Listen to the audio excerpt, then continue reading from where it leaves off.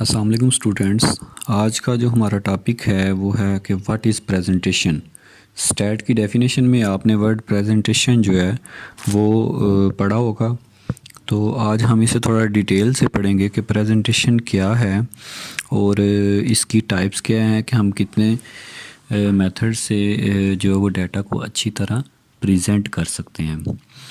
तो पहले इसकी डेफिनेशन की तरफ आते हैं कि what is presentation of data. The number of information is usually very large in the collected data। जब हम डाटा को कलेक्ट करते हैं तो हमारे पास बहुत ज़्यादा इंफॉर्मेशन आ जाती है। It is very difficult to work on raw data.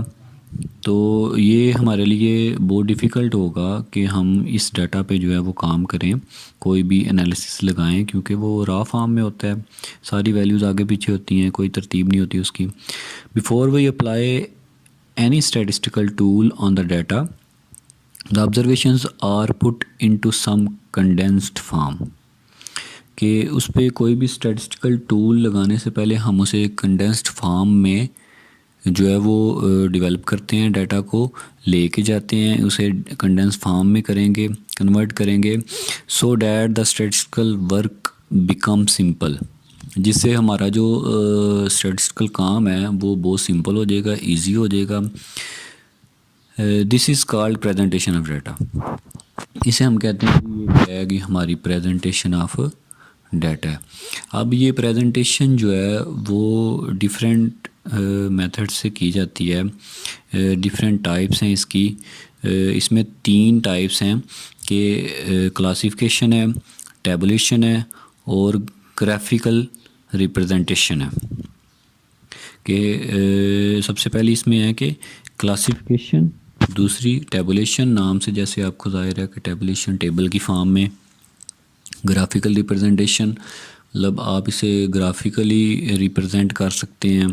Classification में आप इसे क्लासीफाई करेंगे कि कौन सा वेरिएबल कौन सी कैटेगरी में जाता है। अब सबसे पहले हम देखते हैं कि what is classification. Classification, the process of arranging data in groups or classes according to resemblance and similarities। हम डाटा को जो है वो उसकी रिसेम्बलेंस या उसकी सिमिलैरिटीज़ की बेस पे डिफरेंट क्लासेस में कन्वर्ट कर देते हैं।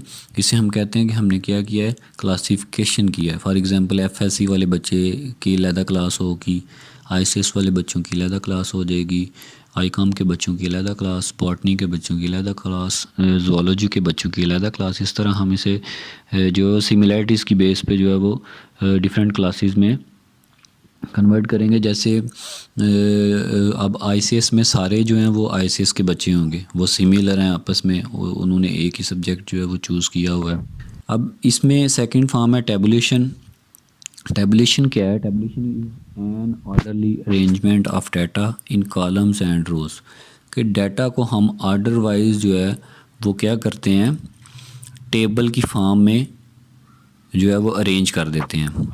जैसे रोल नंबर वाइज अगर आप अरेंज कर देते हैं, रोल नंबर 1 ये है, रोल नंबर 2 ये है, रोल नंबर 3 के मार्क्स ये हैं, रोल नंबर 4 के मार्क्स ये हैं, या फिर हम क्लास वाइज जो है वो अरेंज कर लेते हैं टेबल में। ठीक है, कि एफएससी की क्लास में इतने बच्चे हैं, आईसीएस की क्लास में इतने बच्चे हैं। ग्राफिकल रिप्रेजेंटेशन में हम डिफरेंट टाइप्स ऑफ डायग्राम्स जो है वो यूज़ करते हैं डाटा को रिप्रेजेंट करने के लिए। वो डिटेल में आगे पढ़ेंगे कि कौन कौन से ग्राफ्स हैं, पाई चार्ट है, हिस्टोग्राम है, सिंपल बार चार्ट है, हिस्टोरीग्राम है, ग्राफ हैं, चार्ट हैं। आज जो हम पढ़ेंगे वो टाइप्स ऑफ क्लासिफिकेशन है। इस लेक्चर में हम इसे डिटेल से पढ़ेंगे कि क्लासिफिकेशन की कौन कौन सी टाइप्स हैं। इसी में आगे जो आपकी कोर्स आउटलाइन में फ्रीक्वेंसी डिस्ट्रीब्यूशन कैसे बनाते हैं, डिस्क्रीट और कॉन्टीन्यूस, वो इसी में आएगा कि टाइप ऑफ क्लासिफिकेशन में। हमने पीछे वाली स्लाइड में पढ़ा कि टाइप्स ऑफ प्रेजेंटेशन, उसमें क्लासिफिकेशन थी, टेबुलेशन थी और थर्ड वन थी ग्राफिकल रिप्रेजेंटेशन। उसमें से हम जो फर्स्ट वन है क्लासिफिकेशन, उससे जो है वो आज स्टडी करेंगे। अब टाइप्स ऑफ क्लासिफिकेशन में 2 टाइप्स हैं। एक है classification according to attributes. Attributes मैंने आपको लास्ट लेक्चर में बताया था कि क्वालिटेटिव वेरिएबल को क्या कहते हैं, एट्रीब्यूट। और सेकंड इसकी टाइप है classification according to quantitative variable. मतलब क्लासिफिकेशन की दो टाइप्स हैं, एक अकॉर्डिंग टू क्वालिटेटिव वेरिएबल है, एक अकॉर्डिंग टू क्वांटिटेटिव वेरिएबल है। फर्स्ट वन है अकॉर्डिंग टू एट्रीब्यूट्स में सिंपल क्लासिफिकेशन। देयर में be only a single attribute और करेक्टरिस्टिक। सिंपल क्लासिफिकेशन में हमारे पास एक ही वेरिएबल होता है या उसकी एक ही करेक्टरिस्टिक होती है। फॉर एग्जांपल एजुकेशन हमारे पास एक क्वालिटेटिव वेरिएबल है जिसके दो लेवल हैं, या तो वो क्या होंगे, लिटरेट होंगे, या जिनसे आप डाटा कलेक्ट करेंगे वो इलिटरेट होंगे। इसे कहते हैं सिंपल क्लासिफिकेशन। एक ही जो है वो हमारे पास वेरिएबल होता है, या एक ही आप कह सकते हैं कि एट्रीब्यूट होता है। इसकी दो कैटेगरीज भी हो सकती हैं, मतलब आगे दो लेवल्स भी हो सकते हैं, दो से ज़्यादा लेवल भी हो सकते हैं। जैसे लिटरेट, इलिटरेट, ये दो कैटेगरीज में आ गया एजुकेशन। उसके बाद अगर आप इनकम देखें तो पुअर आ गया, रिच आ गया, और एवरेज आप भी कह सकते हैं। ये तीन कैटेगरीज बन गई। अब नेक्स्ट इसमें जो सेकंड इसकी टाइप है क्लासिफिकेशन की, वो है two way classification. Data divided into different classes on the base of two attributes. अब इसमें सिंपल में हमारे पास एक एट्रीब्यूट था, इसमें हमारे पास एक से ज़्यादा एट्रीब्यूट आ गए हैं, दो एट्रीब्यूट्स हैं। For example one attribute is income and other is education, both have two levels. अब इसमें देखें हमारे पास इसमें एक एट्रीब्यूट जो है वो इनकम है और दूसरा एट्रीब्यूट एजुकेशन है। इनकम के भी दो लेवल हैं और एजुकेशन के भी। इनकम के लेवल हैं रिच और पुअर, और एजुकेशन के लेवल हैं लिटरेट और इलिटरेट। अब जब जो पॉपुलेशन आप जिससे डाटा कलेक्ट करेंगे उसमें 4 पॉसिबल क्लासेस होंगी, 4 तरह के लोग होंगे। एक वो जो रिच हैं और लिटरेट हैं, दूसरे वो जो रिच हैं और इलिटरेट हैं, तीसरे वो होंगे जो पुअर हैं और लिटरेट हैं, और चौथी क्लास उनकी होगी जो पुअर हैं और इलिटरेट हैं। तो ये 4 पॉसिबल क्लासेस इसकी बनेंगी अगर इनकी दो दो जो है वो लेवल्स होंगे। तो जो सेकंड इसकी टाइप है क्लासिफिकेशन की, वो है classification according to quantitative data. Second type of classification according to quantitative data जो हमने पहले पढ़ी है वो थी the first one is according to qualitative data. उसमें दो टाइप्स थी, सिंपल क्लासिफिकेशन और टू वे क्लासिफिकेशन। सिंपल को हम वन वे क्लासिफिकेशन भी कहते हैं। अब इसमें अकॉर्डिंग टू क्वांटिटेटिव डाटा हमारे पास जो है वो 3 टाइप्स हैं इसकी। फर्स्ट वन है series of individual observation, second discrete frequency distribution, और third continuous frequency distribution. First one की तरफ चलते हैं। सीरीज़ ऑफ इंडिविजुअल ऑब्जर्वेशन है क्या? When the data are collected these are in the form of individual observation, कि जब हम डाटा को कलेक्ट करते हैं तो वो इंडिविजुअल फॉर्म में होता है। ऑब्जर्वेशन जो है वो इंडिविजुअली हम कलेक्ट करते हैं। इस ऑब्जर्वेशन, इसकी ऑब्जर्वेशन ये है, इसकी ऑब्जर्वेशन ये है, आपने उससे डाटा कलेक्ट किया, उसके मार्क्स इतने थे, इस बच्चे के मार्क्स जो हैं वो इतने थे। When the data are arrange in ascending और descending order of magnitude it is called an array of data. जब आप उस डाटा को असेंडिंग या डिसेंडिंग ऑर्डर में अरेंज करते हैं तो उसे हम क्या कहते हैं कि ये क्या है, अरे है, अरे of data. N array of observations is called series of individual observation. जो इंडिविजुअल ऑब्जर्वेशन हमारे पास होती हैं डाटा कलेक्ट करने से, जो इंडिविजुअली ऑब्जर्वेशन हमारे पास आती हैं उसे हम असेंडिंग या डिसेंडिंग ऑर्डर में अरेंज कर लेते हैं। उस अरेंज करने के प्रोसेस को हम क्या कहते हैं, अरे ऑफ डाटा। और इस सारे मेथड को हम क्या कहते हैं, ये कहते हैं सीरीज़ ऑफ इंडिविजुअल ऑब्जर्वेशन। अब नीचे जैसे एग्जांपल में मैंने आपको एक टेबल गिवन दिया हुआ है जिसमें फर्स्ट वन है कि roll number of student, RNOST, इसका मतलब है रोल नंबर ऑफ़ स्टूडेंट्स। इसमें आपके पास 5 स्टूडेंट हैं। फर्स्ट वन पहले रोल नंबर, दूसरा रोल नंबर, तीसरा रोल नंबर, चौथा और 5वां।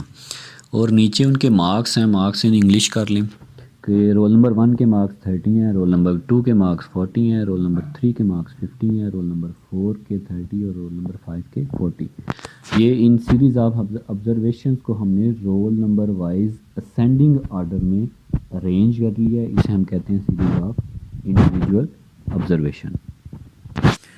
उसके बाद सेकंड हमारे पास जो है वो क्वांटिटेटिव में इसकी जो है वो टाइप है वो है डिस्क्रीट फ्रीक्वेंसी डिस्ट्रीब्यूशन।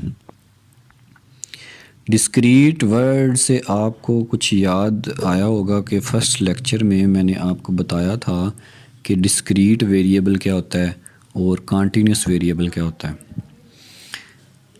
डिस्क्रीट जो काउंटेबल होता है, जिसमें फ्रैक्शन नहीं आती, जो जंप्स जिसमें आते हैं, जिसमें एग्जैक्ट वैल्यूज़ आती हैं, वो डिस्क्रीट होता है। Number of persons, number of family members, number of room, number of chairs, number of light bulbs.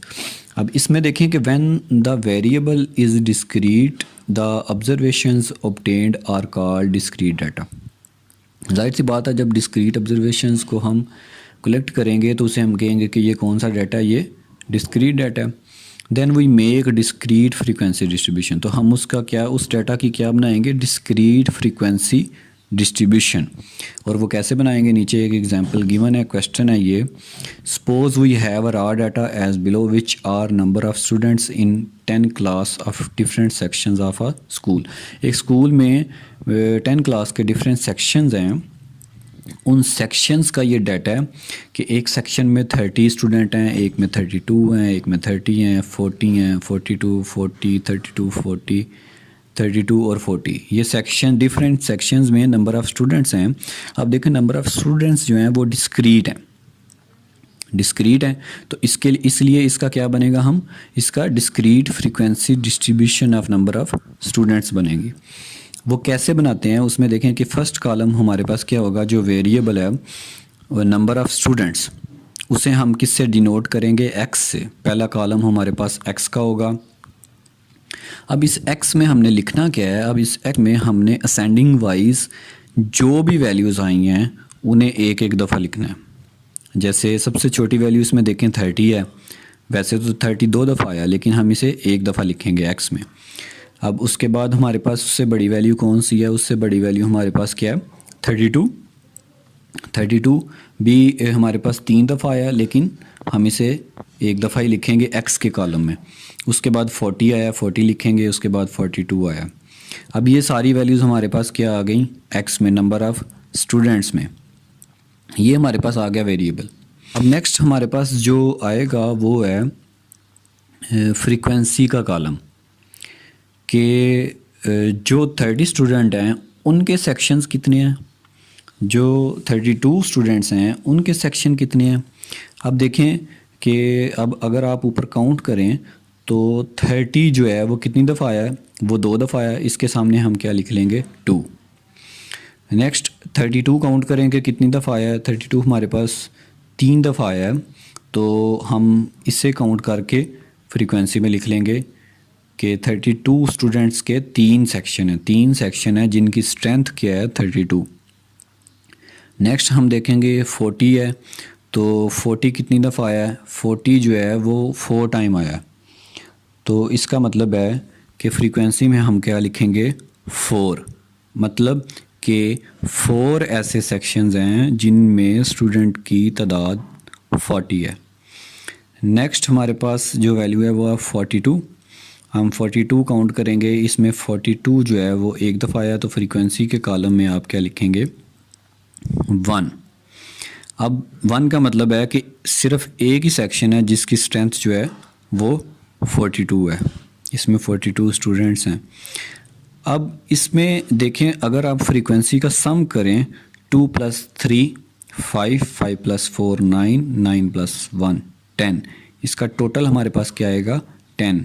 और अगर आप ऊपर वैल्यू काउंट करें, क्वेश्चन में जो वैल्यूज़ गिवन है वो काउंट करें, 1 2 3 4 5 6 7 8 9 10, वो वैल्यूज़ भी 10 है। तो जितना फ्रीक्वेंसी का टोटल होगा उतनी ही ऊपर डाटा में वैल्यूज़ होनी चाहिए। अगर आपका ये टोटल जो है वो उससे मैच नहीं कर रहा तो आपने क्वेश्चन में कोई गलती की है। ये था हमारे पास डिस्क्रीट फ्रीक्वेंसी डिस्ट्रीब्यूशन के जब डाटा हमारे पास डिस्क्रीट होगा तो हम उसकी फ्रीक्वेंसी डिस्ट्रीब्यूशन कैसे बनाएंगे, हम उसे कैसे प्रेजेंट करेंगे। अब ये इनको क्लासेस में अरेंज करना और इनकी जो है वो प्रेजेंटेशन करना, ठीक है। इसमें नेक्स्ट हम पढ़ेंगे कंटिन्यूस फ्रीक्वेंसी डिस्ट्रीब्यूशन।